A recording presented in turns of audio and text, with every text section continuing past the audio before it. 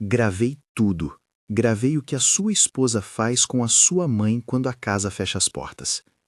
A frase veio em voz baixa, arrastada, num arquivo de áudio que tremia no bolso de quem o segurava. Não era uma manchete, nem um ataque. Era uma confissão, gravada por uma mão pequena e firme. A prova de que, por trás dos sorrisos em presença, havia ordens que ninguém deveria dar. A mansão de Nova Lima parecia inabalável do lado de fora. Cercada por muro alto, portão automático e jardins que pareciam serviços de catálogo, ostentava a perfeição que Eduardo Fontes construíra como reflexo do próprio sucesso. Postagens com a hashtag de viagens, jantares iluminados por cristais e o rosto sempre calculado de Lorena, associá-la que transformara a casa numa vitrine. A cidade via aquela fachada e inclinava o queixo num gesto de admiração. Dentro dela, porém, as cortinas guardavam rotinas feitas de silêncio, de pequenas resignações e de sinais que, para quem passava por ali todos os dias, tinham nome e cheiro. Cleide chegava cedo, antes do café, com as chaves no bolso e a oração infantil na ponta da língua. Não rezava em voz alta, guardava as palavras como se fossem panos limpos, mas o corpo dela vinha inteiro carregado de anos de serviço e cuidado. Faxineira há mais de 10 anos em casas grandes, sabia distinguir o som certo de uma chaleira do sentido errado de um suspiro que vinha do quarto dos fundos. Ajuntava o lixo, varria a sala onde os quadros contemplavam com indiferença e parava na porta do corredor onde a vida parecia suspensa. 2 portas fechadas, a luz amarela da janela do quarto da senhora Yolanda e do outro lado o salão onde Lorena fazia transmissões ao vivo, ensaiando o rosto perfeito. Dona Yolanda, em público, era a avó que sorriu para as câmeras em aniversários e eventos de família. Em privado, era uma mulher de mão enrugada e olhos que vagueavam pelo quarto, buscando memórias que se perdiam com pequenas negligências. Tinha o sono quebrado pela insistência de coçar, pelas manchas que apareciam e desapareciam nos pulsos, como se alguém lhe lembrasse constantemente que precisava ficar comportada. Quando caminhava pela casa, segurava a barra da blusa como quem segura a própria presença. Havia dias em que dizia coisas que ninguém mais lembrava depois, nomes de bairros, músicas antigas, e Cleide aprendia, paciente, a reconstituir o mapa de sua história a partir de fragmentos. A princípio, as mudanças vieram discretas e progressivamente, um padrão que se tornava regra. Demissões de pessoas de confiança sem justificativa verdadeira, a substituição da cozinheira por uma funcionária contratada com contrato curto, um ritual de limpeza que exigia que as fotografias antigas fossem guardadas em caixas. Portas eram travadas quando os visitantes vinham, plantas eram podadas para que nada fizesse sombra a certas janelas. Lorena dizia, publicamente e com sorriso, que a casa precisava ser apresentável. Em particular, tornava a vida de Dona Yolanda menor, como se pretender um cenário fosse equivalente a reduzir um corpo a acessório. Cleide observava tudo com olhos de quem aprendeu a ler o invisível. Não era apenas habituação ao serviço. Havia uma linha fina entre tolerância e omissão, e Cleide a atravessava quando começava a desafiar a vida íntima da velha senhora. Encontrava rasgos de tecido presos em botões, sentia o cheiro de um produto na pia que não estava listado nas prateleiras. Notava as marcas de coçar que surgiam e desistiam. Não era só a pele que protestava. Dona Yolanda parecia recuar do próprio afeto.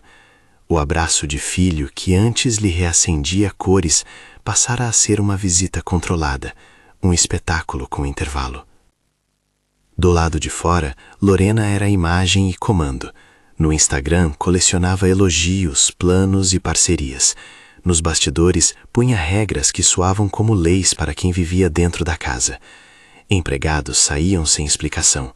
Por corte de pessoal, dizia a justificativa em suas anotações frias. E ninguém reclamava por medo ou por costume. Quando alguém ousava um deslize, havia a humilhação sutil. Um olhar que cortava, uma observação sarcástica diante de convidados. A troca de empregados por um telefonema feito com a ponta dos dedos. Para Lorena, tudo tinha de caber na moldura adequada. Para quem morava ali, a vida precisou encolher-se para não passar pelas bordas. Cleide contava, de memória, os pequenos episódios que compunham a geometria do controle. Lembrava, por exemplo, da vez em que a panela favorita de Dona Yolanda foi retirada do armário com a justificativa de não combinar com a estética. Lembrava da recepção fria que a idosa recebia nas manhãs em que Eduardo saía para o escritório sem almoçar com ela. Lembrava também de pequenos gestos de resistência, um biscoito colocado discretamente na bolsa da senhora, um cobertor estendido à noite, um telefonema de madrugada para saber se estava respirando bem. Eram atos que não se noticiavam, mas que salvavam rotinas.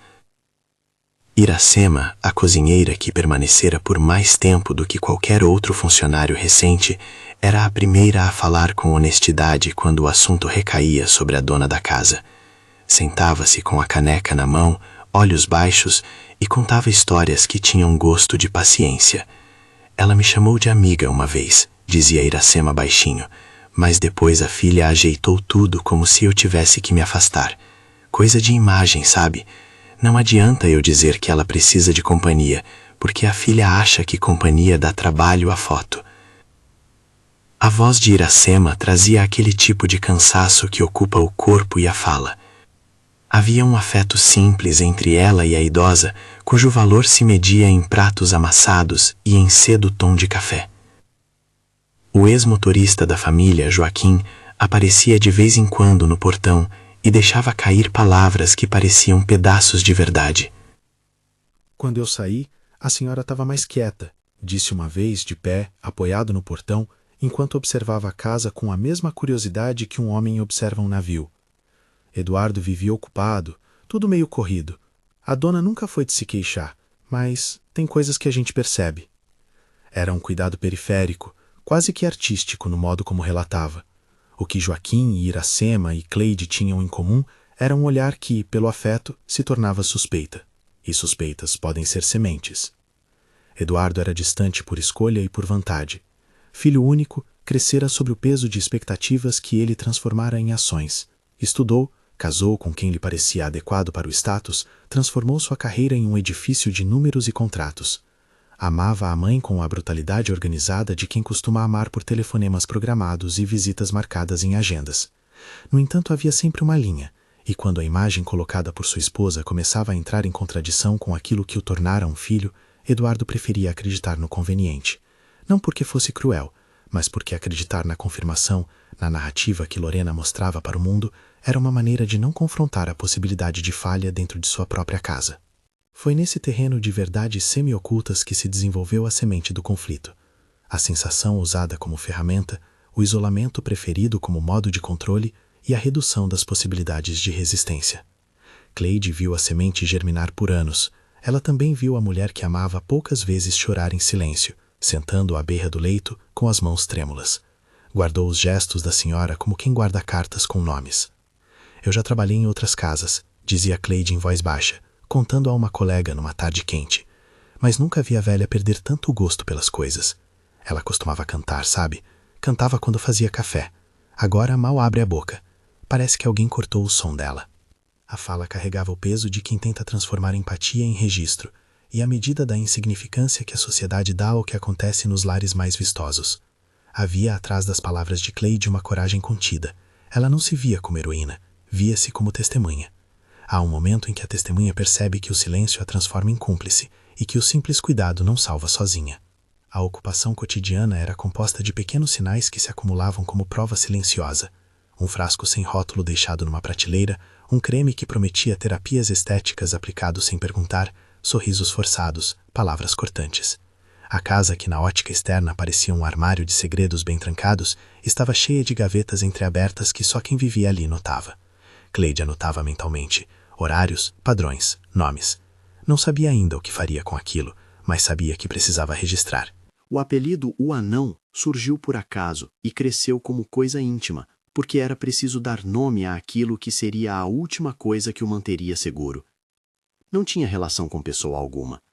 Chamaram o pequeno aparelho de gravação de Anão porque cabia no bolso, porque parecia insignificante ao lado dos dispositivos caros que recheavam a casa e porque, nas palavras de Cleide, quando contou para Iracema, o diminutivo trazia menos suspeita.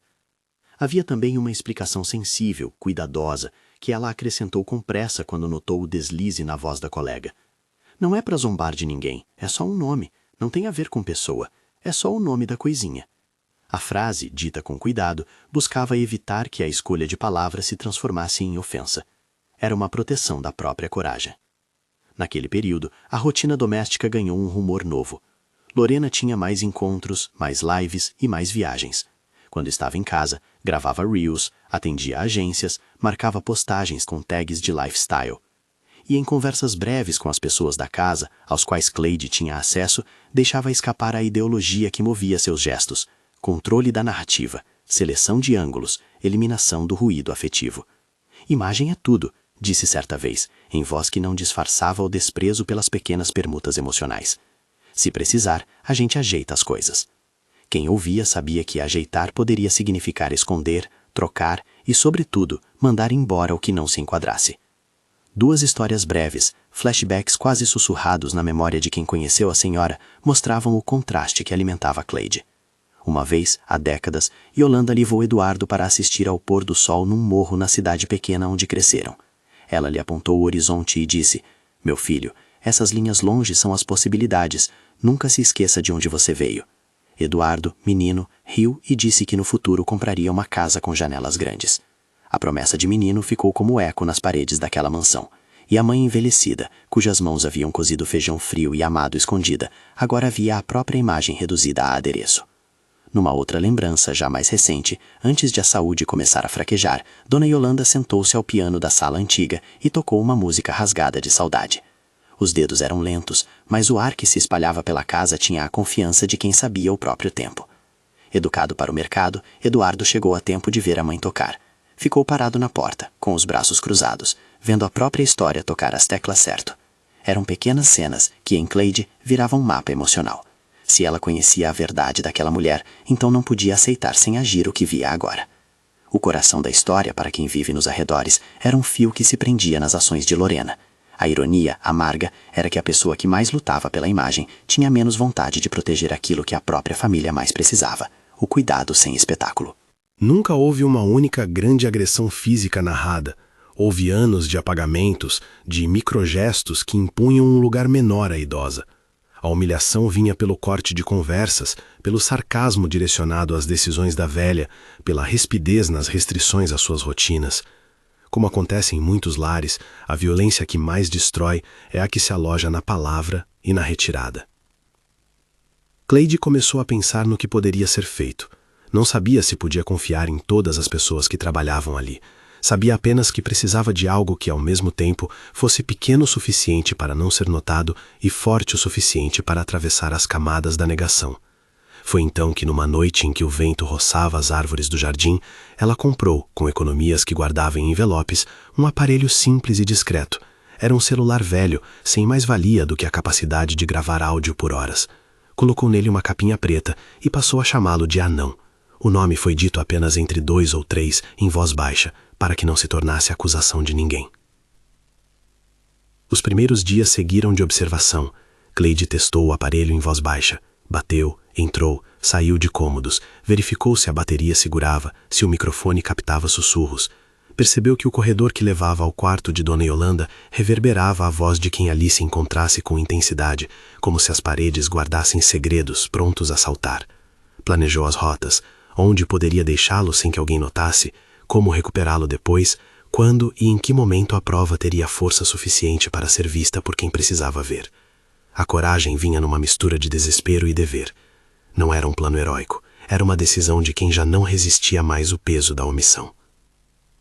O momento da gravação não foi fruto de um lampejo, foi a soma de noites em que a velha se arrastava pelas rotinas sem motivo aparente e da percepção de que as mudanças tinham sequência. Na primeira vez que quase apertou o botão de gravação, Cleide contou até 10, sentiu as palmas suarem e desistiu. Na segunda, ao ouvir Lorena resmungar em direção a um armário e ordenar que determinadas fotografias fossem retiradas, deixou o aparelho ligado na fronha do travesseiro, só colheu sussurros e risos nervosos. Mas foi na terceira noite, quando a casa parecia mais vazia, quando Eduardo havia saído para uma viagem de trabalho e Lorena jantaria tarde com influenciadores, que se deu o que precisava. Naquele jantar, a casa ganhou uma luz diferente. A sala de jantar iluminada por abajures que criavam sombras teatralmente controladas, o som distante de vozes rindo, a televisão ligada com o noticiário. Lorena deixou para si o cabelo solto e fez um telefonema do corredor enquanto caminhava de um lado ao outro. Poucas pessoas perceberam que ela tinha tirado o fone do bolso. Entre risos de fundo e a mensagem pronta, falou com uma voz que não sabia fingir tanto quanto para as câmeras. Cleide, que varria a sala com passos calculados, escutou o telefone falar alto em gestos de domínio. Depois, quando voltou ao quartinho de limpeza, sentou-se na cama e só então tirou o anão do bolso. O aparelho parecia menor naquela cama branca, como um brinquedo que carrega um destino. Ligou a gravação e, com mão trêmula, posicionou-o no bolso do avental. Era vital que não se percebesse. O plano era simples e cruelmente arriscado. Gravar a ligação em que Lorena não falaria para a plateia, mas para alguém que a ouviu como cúmplice. Alguém para quem ela poderia confessar o modo de manter as aparências. A lógica era esta. As palavras em privado pesavam mais do que as poses públicas. A contradição era o que derrubava a fortaleza de imagens. Antes de apertar o botão, Cleide pensou em tudo o que poderia perder. Perdeu o sono contando os riscos. Demissão, humilhação, expulsão. Pensou também no que se ganharia. A frase "não posso ficar calada" repassou-se na cabeça como uma oração moderna. Apertou gravar. O anão ligou, emitindo um bip discreto, e o aparelho passou a captar o corredor, a respiração da casa e, logo depois, o som do telefone de Lorena vibrando. Num instante, palavras foram ditas do outro lado da parede. Não era necessário muito. A entonação de Lorena, a maneira como ela deu ordens numa chamada, as risadas contidas, a naturalidade com que ela descreveu medidas para manter a paz estética da casa. Trechos curtíssimos da gravação emergiam como fósforos, frases que, por si só, não descreviam violência explícita, mas que, tomadas no conjunto, desenhavam um padrão de controle. Ela tem de parecer serena nas fotos, entende?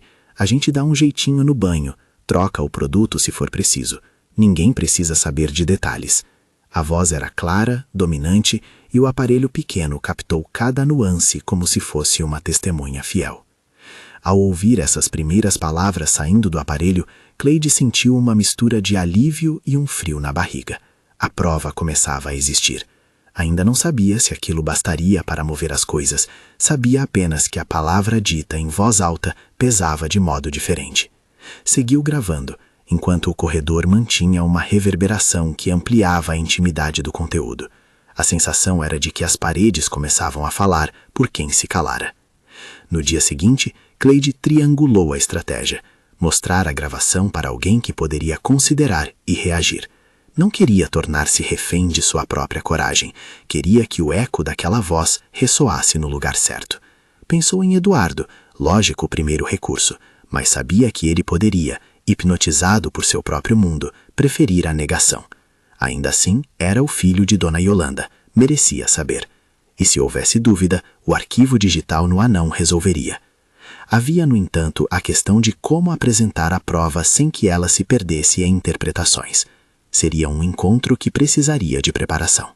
Enquanto bolava a aproximação com Eduardo, Cleide continuou atuando como se nada tivesse acontecido. Fazia café, ajeitava a cama, mas a atenção da sua mente estava na gravação. Repetia mentalmente a sequência: ouvir, salvar, mostrar, esperar reação. Não queria nada menos do que a dignidade de Dona Yolanda, e isso exigia que outra pessoa, com poder de decisão, visse com os próprios olhos e ouvidos que algo havia sido feito. Eduardo, por sua vez, vivia em dois fusos, o da cidade grande, com horários e contratos, e o da casa que ele mantinha como refúgio calculado. A rotina o ocupava com reuniões, planilhas e reuniões de conselho, mas havia um circuito emocional que sempre o puxava para baixo quando chegava perto do nome mãe. O amor que tinha por ela era verdade, mas conformado em gestos rápidos, visitas aos domingos, ligações concisas, presença em datas essenciais. Desde que Lorena assumira o papel de organizadora da vida pública da família, Eduardo viu o tempo de sua mãe ser gerenciado em agendas e acreditou que aquilo o protegia. Quando alguém sugerisse que aquela rotina, na verdade, apagava a mãe, seria ainda mais difícil. Naquele período de escolhas, Eduardo recebeu, entre outras tarefas, convites para eventos que o mantinham longe. Chegou a passar finais de semana fora mais do que costumava. Houve, porém, noites em que retornou de surpresa. Entrou casa adentro, ajeitou o paletó, viu a sala arrumada e a mesa com lugar para uma pessoa que parecia ignorada. Em algumas dessas entradas, sentiu um desconforto pequeno, que atribuiu ao cansaço. Não era um desconforto contundente, era a sensação vaga de que algo se movia e que talvez aquela vida perfeita tivesse rachaduras. A forma de aproximar Eduardo da verdade demandaria tempo e coragem. Clayton entendeu que não bastava trazer o aparelho. Havia que construir o momento em que ele pudesse ver e ouvir, sem que Lorena o neutralizasse com discursos de defesa. Para isso, ela precisaria ser paciente e precisa, como sempre. Guardou o anão no bolso do avental por precaução e seguiu sua rotina com mãos firmes e um coração que batia com um objetivo claro.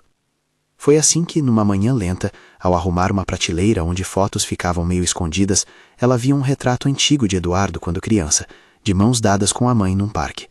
A imagem a atingiu com força. Um menino que prometera mundos e uma mulher que dera o próprio mundo. Guardou a foto num envelope, como se fosse um bilhete para a consciência do filho. E naquela noite, ao colocar o anão no bolso, pensou nas palavras que teria de dizer. Eduardo, você precisa ouvir algo. É a sua mãe. Ela sabia que aquilo seria o começo de uma mudança. Ainda não sabia o tamanho da tempestade que viria depois. Mas tinha na palma da mão um pequeno aparelho que de nada parecia capaz, se comparado às contas, aos carros e às fachadas. E, no entanto, o que cabia naquele bolso tinha o poder de desmentir aparências. A arma era pequena, o gesto, imenso. Quando a porta do escritório de Eduardo se fechou ao cair da tarde, ele chegara em casa sem aviso, a pedido de uma reunião de última hora que seu corpo insistia em cumprir, Cleide sentiu o estômago apertar. A próxima etapa era escolher as palavras para convidá-lo a ouvir. Não queria derrubar nada. Queria que ele acordasse para algo que, talvez por medo ou por acomodação, ainda não aceitara. Ao chamar Eduardo para a pequena conversa, Cleide permaneceu firme. O filho da casa, acostumado a ordens, atendeu com a naturalidade de quem achava que já sabia das coisas. Mal sabia que dentro do bolso da mulher que o chamara havia uma gravação pronta para elevar as sombras ao nível daquilo que, agora, precisava ser visto e ouvido. Ela começou a falar, sem alarde, como se contasse uma peça de roupas esquecida no armário. Mas as palavras tinham densidade. Eu gravei, disse ela por fim, com olhos que não tremeram. Posso te mostrar? Eduardo, surpreso, pediu que ela repetisse. A expressão dele passou num segundo, do interesse ao ceticismo. O que aconteceria depois era incerto. Aceitar a prova significaria derrubar algo que ele ajudara a perpetuar. Negar, manter a casa intacta e a mãe num lugar menor. Cleide sabia que esse era um nó a ser desfeito. Apertou a mão no bolso como quem segura uma chave. O anão, dentro do avental, era o pequeno segredo que agora se transformava na promessa de verdade. Cleide levou as mãos para o ombro de Eduardo e juntos foram até a sala, onde, em frente ao aparelho, ele apertou o play. As primeiras palavras chegaram claras e frias, captadas como se a própria casa tivesse decidido falar. Ela não pode aparecer assim nas fotos. Você sabe como as coisas funcionam. A gente ajeita, dá aquele retoque no banho e fica tudo certo. Eduardo puxou a cadeira com um golpe seco. A sala encolheu por um segundo. O que vinha a seguir não era só o conteúdo da gravação, era a queda do que se aceitava por conveniência. A prova existia, e com ela, o mundo das justificativas chegava ao limite. Havia ainda muitos passos a dar. Aquele fragmento de áudio era só o começo de uma história que levaria a portas batidas, desafios e escolhas. Mas naquele momento exato, o que se fazia presente era a agudeza da descoberta. O filho ouvira a voz que explicava a casa como se ela fosse um catálogo de aparências, e as palavras de Lorena, captadas pelo anão, transformavam o que era suspeita em fato narrado. A noite fechou-se com a mansão iluminada por abajures que agora pareciam mais do que peças de decoração. Elas eram testemunhas de um deslocamento que acabara de acontecer. O silêncio começava a ser rompido. E no bolsinho do avental, o pequeno aparelho esperava, firme e discreto, sabendo que carregava, num arquivo de áudio, o primeiro passo para enfrentar a teia que mantinha a mãe de Eduardo em um lugar insuficiente para sua dignidade. Se essa história está falando com você, curta e se inscreva para acompanhar o que vem a seguir.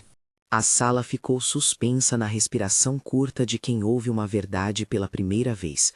Eduardo sentou-se com as mãos cerradas, olhando para o aparelho como se fosse outro ser vivo. A voz de Lorena saía da caixa pequena e revelava o que ele preferira acreditar não ver. Não houve gritaria imediata. Houve um silêncio que doeu mais do que qualquer acusação. Ele pensou primeiro em minimizar. Contexto, disse a cabeça em automático. Tinha explicações, nuances, a vida pública que exigia ajustes. Mas a gravação não deixava espaço para o verniz das redes. As palavras eram pragmáticas, frias, instrumentais. Ao final do segundo trecho, a máscara começou a rachar. O rosto de Eduardo se transformou numa máquina de emoções. Vergonha, confusão, raiva, dó. Olhou para a fotografia com a mãe que Cleide havia levado, o menino de mãos dadas com a mulher que lhe apontara horizontes, e sentiu o peso de cada anos de ausência. Ligou para Lorena.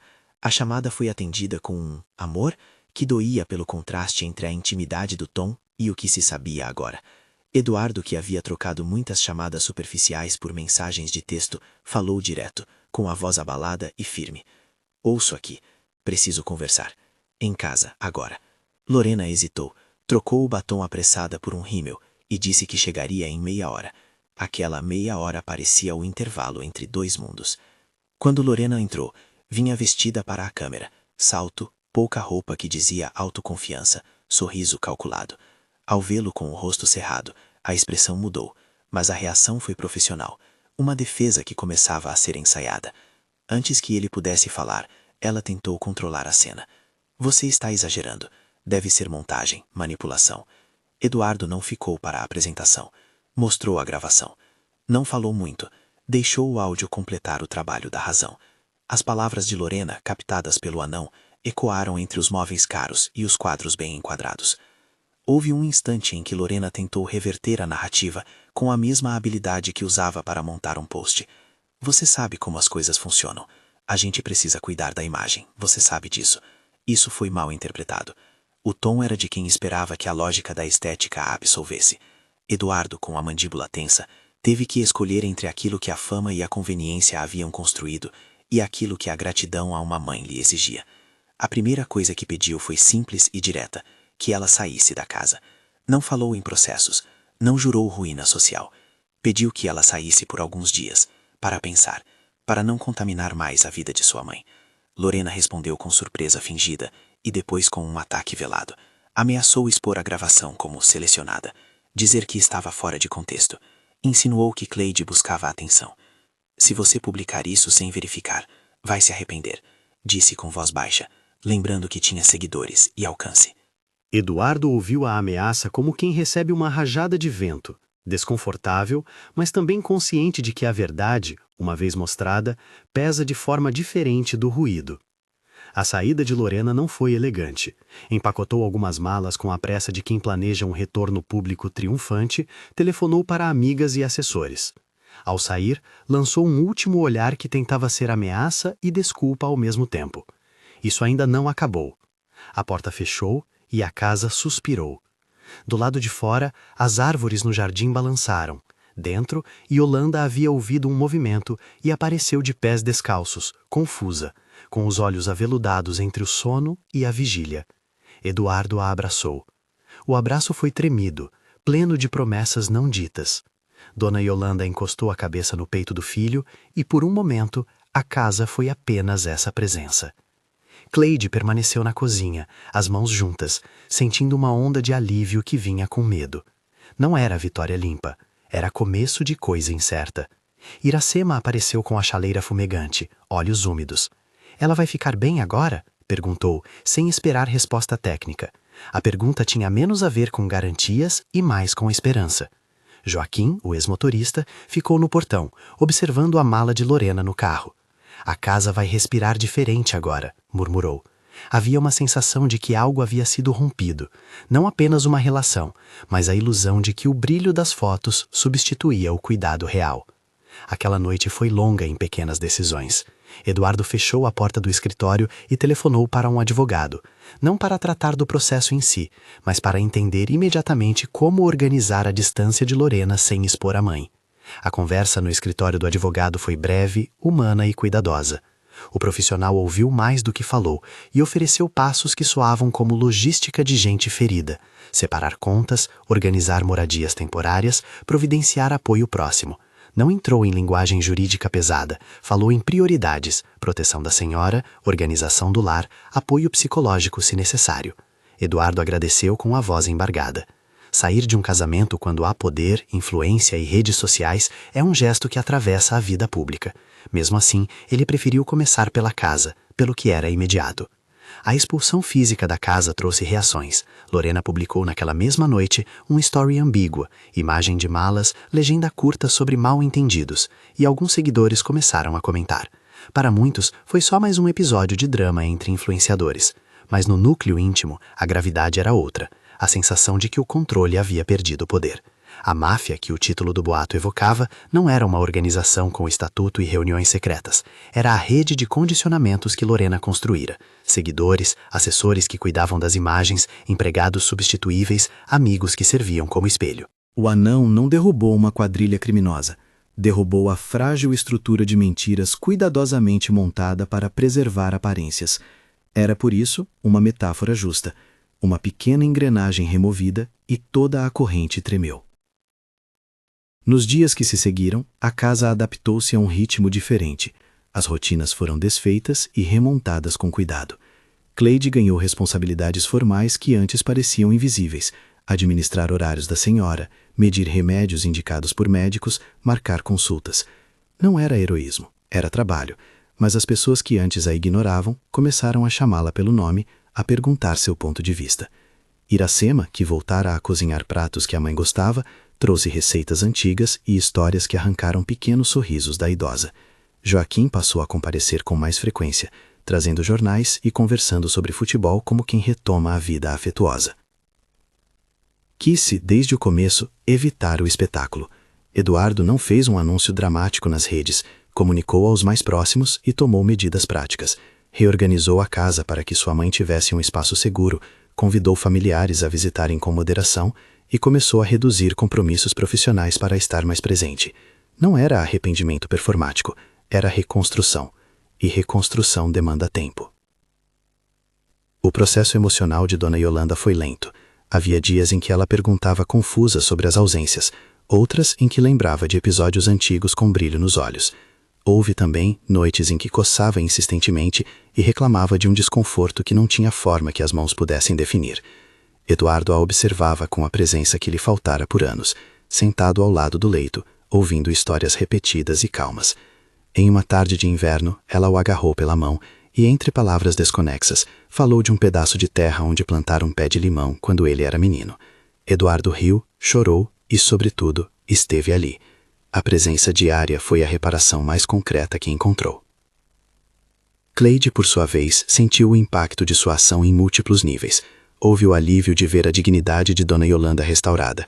Houve também o medo de retaliação. Alguns dias depois, encontrou mensagens de cunho ameaçador nas redes, anônimos tentando desacreditar o que fizera. Recebeu olhares curiosos na rua. Alguns vizinhos evitaram o contato. Mas também recebeu cartas e recados de agradecimento, café trazido por desconhecidos e um envelope com uma quantia que o filho da casa deixou em sua carteira sem alarde. Eduardo procurou-a, agradeceu com honestidade e pagou-lhe horas extras para que não precisasse se preocupar. Não a transformou em heroína pública. Reconheceu sua coragem com ações práticas, emprego contínuo, folgas e um plano de apoio. Iracema deu um depoimento curto e contido quando chamada para conversar com a família.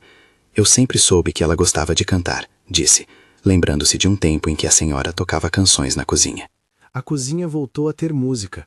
Pequenas mudanças como isso começaram a reordenar o cotidiano. Joaquim contribuiu com memórias que ajudaram Eduardo a recompor a história de sua mãe. Cartões guardados, fotografias antigas, lembranças da infância. Essas peças foram aos poucos costurando uma manta emocional.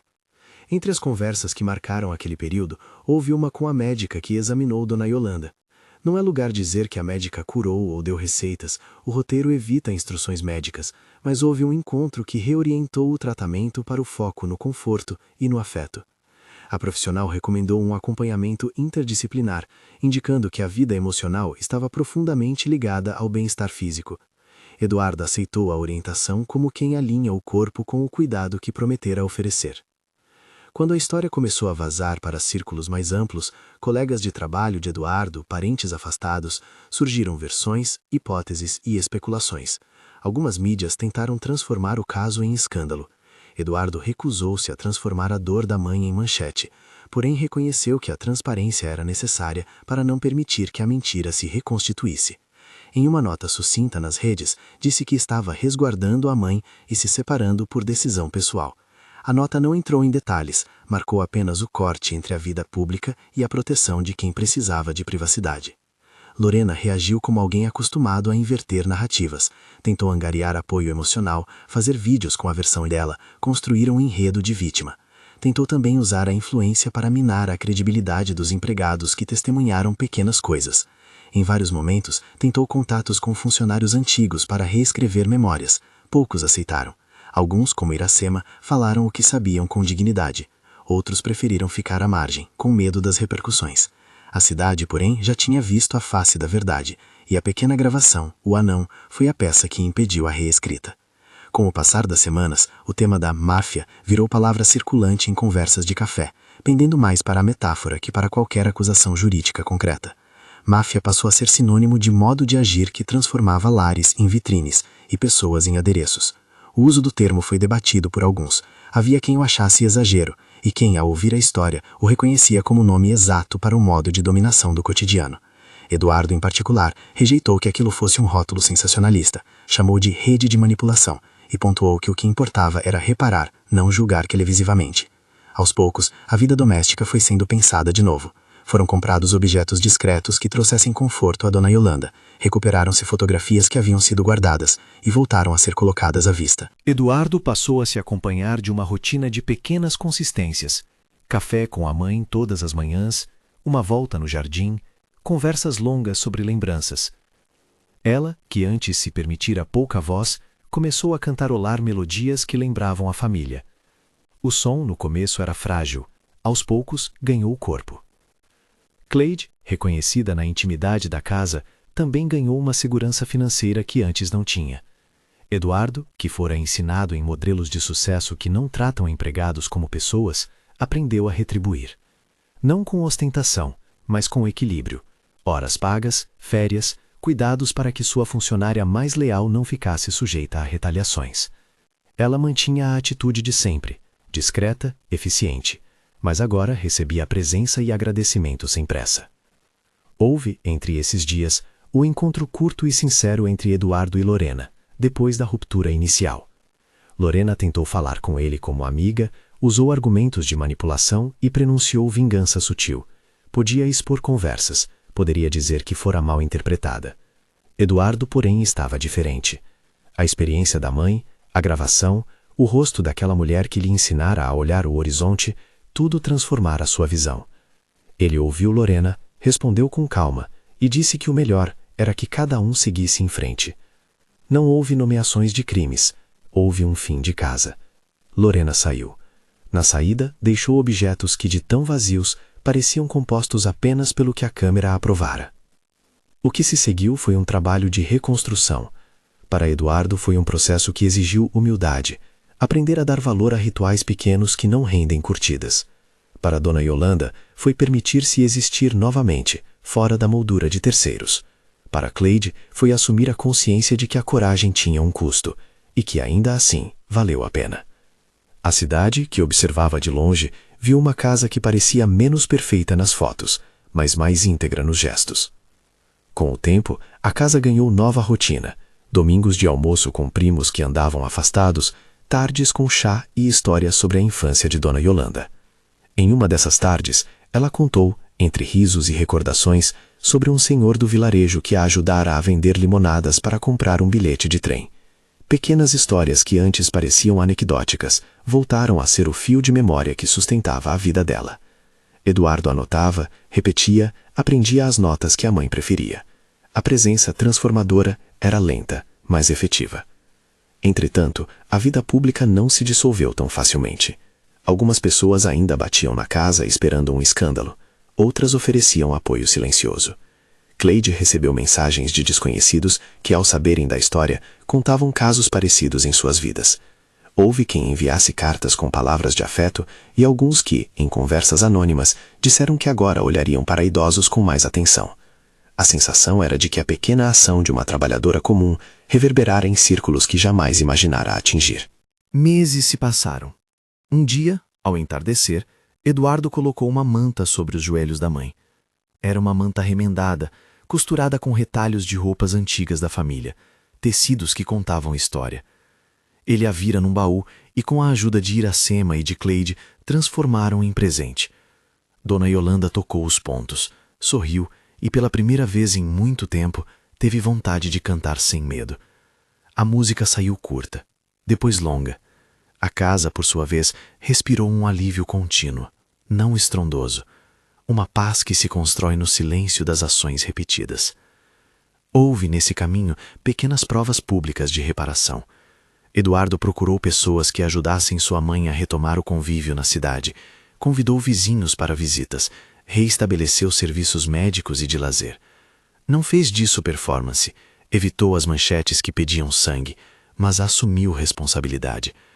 A mídia, pouco a pouco, perdeu o interesse pelo sensacional e passou a olhar a família como uma história de correção, uma lição sobre a fragilidade da imagem quando comparada à vida real. Cleide continuou seu trabalho na casa, com uma confiança que florescia devagar. Recebia às vezes pequenos gestos de carinho, um bilhete com palavras simples, um presente modesto de Natal. Nunca quis fama, queria que a senhora tivesse a vida que merecia. Sugeri-la a heroína seria infantilizar sua coragem. Ela dissera vezes sem conta que só fizera o que achava certo. E isso bastou. A narrativa pública, entretanto, não desapareceu sem sequelas. Lorena seguiu seus caminhos, redes restritas e em alguns momentos procurou refazer sua imagem. Algumas pessoas aplaudiram a reconstituição, outras contestaram. Para a família de Eduardo, porém, aquilo era secundário. O que importava era a mãe estar segura, cantando músicas antigas, reconhecendo o filho na mesa do café. A vida privada, restaurada, era uma vitória que não pedia aplausos. No final, quando as cortinas da mansão foram abertas em uma manhã clara, Eduardo e Dona Yolanda sentaram-se à janela. O jardim, onde antes haviam sombras que escondiam segredos, agora era campo de pequenas coisas. Um vaso consertado, uma cadeira que não precisava mais ser posada para fotos. Yolanda tocou a manta remendada, sorriu e apontou para o horizonte como fizera anos antes. As linhas longe são as possibilidades, murmurou ela, ainda com a voz que o orientara quando menino. Eduardo olhou o rosto da mãe e, antes de responder, sentiu algo que só se aprende com a mudança. A vida tem contornos que não se moldam ao desejo alheio. O cuidado exige presença. O anão, o pequeno aparelho que iniciara tudo, ficou guardado por algum tempo num pote de cerâmica na cozinha, como um objeto que lembrava não apenas um momento de coragem, mas a fragilidade das certezas. Cleide passava por ele e às vezes tocava a tampa com o dedo, sem falar muito. Não precisava. O gesto significava tudo. Anões podem ser mínimos na aparência e gigantes no efeito. A palavra, usada com cuidado, era codinome para aquilo que rompeu uma rede de controle, uma arma pequena que desmontou uma teia de mentiras. Em conversas íntimas, Eduardo reconheceu que o processo não apagaria as marcas de quem fora manipulada ao longo dos anos. Haveria, possivelmente, memórias doridas e gestos que demorariam a reaprender. Mas havia também uma vontade nova de reparar. Começou reuniões com familiares, conversas com profissionais de confiança e gestos constantes de cuidado. Não prometeu milagres, prometeu presença. A cidade, ao lembrar do caso, já o contava de forma menos espetacular. Algumas pessoas usaram a história para discutir cuidados com idosos. Outras a lembravam como exemplo de que atos pequenos podem ter impacto grande. No grupo de empregados da região, a história virou lição. Atenção cotidiana salva vidas. Cleide, quando pouco a pouco recebeu mensagens de agradecimento, respondia com simplicidade. Só fiz o que devia ser feito. E por vezes, sentada na cozinha, olhava para Dona Yolanda e recebia do sorriso silencioso dela a confirmação de que estava certo. Houve ainda momentos de dúvida. Eduardo questionou-se sobre sua responsabilidade por ter permitido que sua mãe fosse colocada naquele lugar. Chorou por isso. Cleide, sem romantizar sua coragem, também teve noites de insônia, pensando se agiu certo, se teria preciosidade demais arriscada. Ninguém saiu ileso, mas quase todos saíram mudados. No fechamento dessa sequência, num domingo de primavera, a família reuniu-se na varanda. Não veio nada de monumental, apenas um bolo simples, chá de erva cidreira, memórias compartilhadas. Dona Yolanda sentou-se ao centro, com a manta remendada sobre os joelhos, e contou uma história antiga sobre um vestido que guardara por anos. Riram, choraram pouco, mas sobretudo ficaram. A casa, que antes vibrava pela imagem, agora pulsava pelo afeto. A lição que se espalhou foi clara. Não subestime as coisas pequenas. Uma gravação discreta, um aparelho no avental, a coragem de quem não se cala, pessoas que assumem o custo de agir. Tudo isso pode desmontar estruturas. Nenhuma tecnologia salva por si só. Quem salva são as mãos que a usam com responsabilidade. E a máfia que mantinha a ordem das aparências não caiu por acaso. Caiu porque alguém decidiu que não aceitaria mais viver em vitrines que matavam a vida. Ao concluir a história, fica o convite silencioso. Olhar para quem está perto. Observar os sinais que muitas vezes tomamos por rotina. Dar voz a quem parece se encolher. A coragem de um anão pode ser a diferença entre silêncio e justiça cotidiana. Se essa história tocou você, compartilhe com quem precisa ouvir. Seja atento às pequenas coisas que podem salvar vidas.